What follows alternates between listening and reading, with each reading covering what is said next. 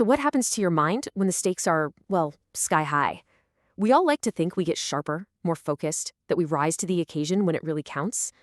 But what if that's just not true?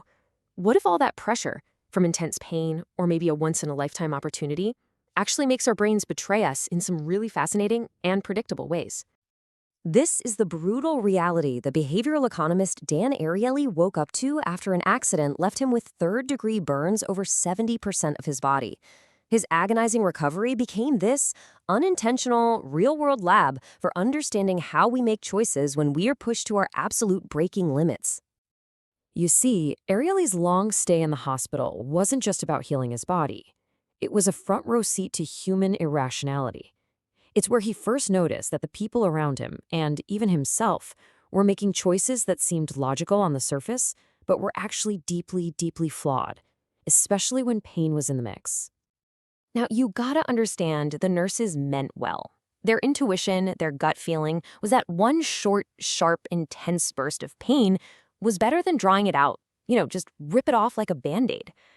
But Ariely, as the one actually feeling it, he started to seriously question that intuition. And that question, well, that became the seed for his entire life's work. It makes you wonder, right? When the pressure is really on, can we actually trust our instincts? Turns out, this isn't just about physical pain.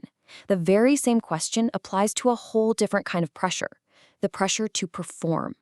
We all kind of take it for granted that bigger rewards lead to better work. I mean, it's the whole idea behind bonuses and commissions, the bedrock of how we think about motivation. But what happens when that reward gets so big that it creates just crushing pressure?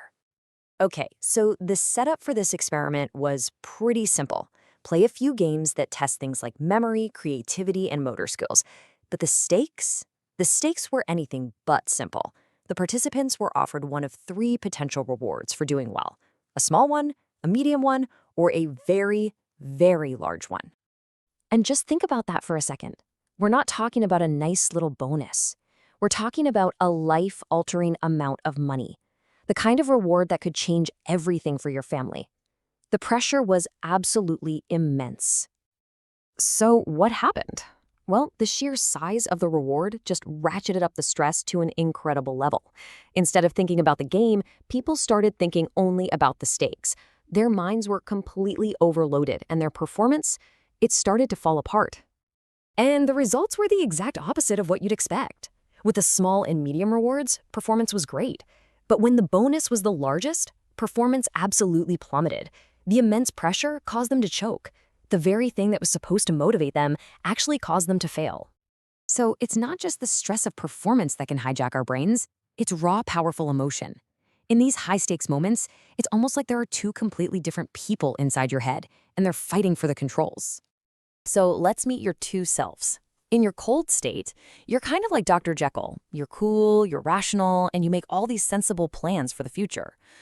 But in a hot state, when you're driven by arousal or anger or fear, you become Mr. Hyde, and you just throw all those careful plans right out the window for whatever feels good in the moment. To really put this to the test, researchers at Berkeley asked a group of male students some pretty personal questions about their moral compass. Would they ever do something ethically questionable? Would they ever skip using protection? And in their calm, cool, cold state, they all sounded like perfect gentlemen. But then, the researchers put them in a hot state of arousal and asked them the exact same questions. And suddenly, the answers changed a lot. Their rational, planning self completely vanished.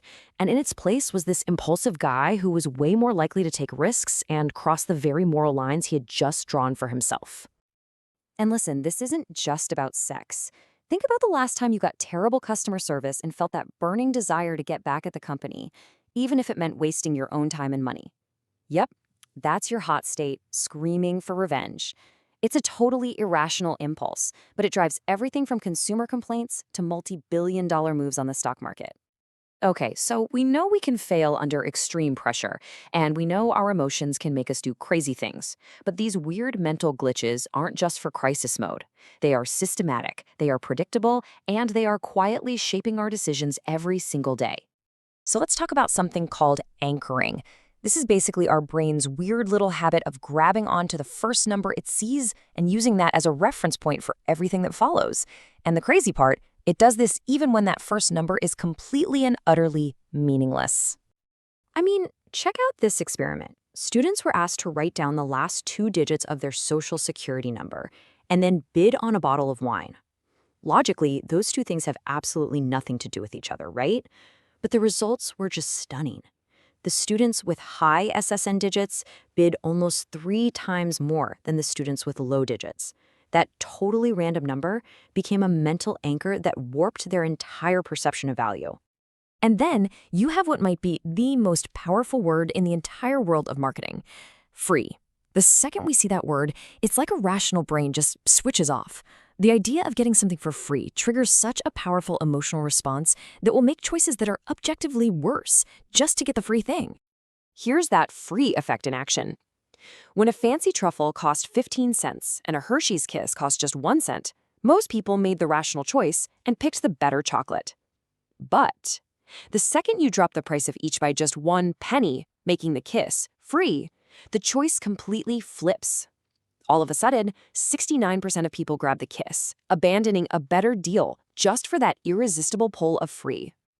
So it's pretty clear our minds are riddled with these predictable flaws. High stakes can make us choke, emotions make us impulsive, and random information can totally lead us astray. Which brings us back to Dan Ariely, who had to navigate all of this internal chaos in the most painful, direct way you can imagine. Ariely's journey wasn't just about physical recovery. It was a slow, deliberate process of adaptation. He saw the irrationality in himself and in others. He learned to adapt his entire life to his new reality. And he turned all that trauma into a quest. He chose to dedicate his career to understanding these hidden forces that shape all of our lives. So, what's the big takeaway from all this? First, immense pressure doesn't always make diamonds. Sometimes it just makes us choke. Second, our emotions aren't just background noise. They create these powerful hot states that can completely hijack our rational minds.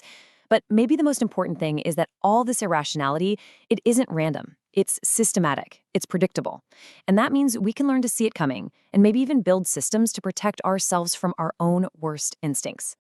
Look, we're all going to face our own moments of intense pressure in our careers, with our finances, in our personal lives. And the standard advice is always trust your gut. But what this all shows is that's the exact moment your gut is probably least reliable. So the real question isn't if your mind will be tested, it's how you're going to prepare. How will you design your choices and your environment to protect you from yourself when the fire's at its hottest?